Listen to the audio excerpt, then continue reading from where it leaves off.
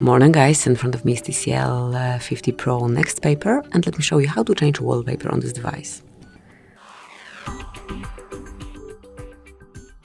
First of all, reach Settings, then find and select home screen and lock screen. Now choose Wallpaper and Style, and here just mark Change Wallpaper. So just pick the one that you want to apply. Now you can see how it looks on both home and lock screen, and then just mark Apply. Then decide if it's for your home screen only, just your lock screen, or both of them. Let me set it on both. And that's it, that will be all. So thank you for watching, please subscribe our channel and leave the thumbs up.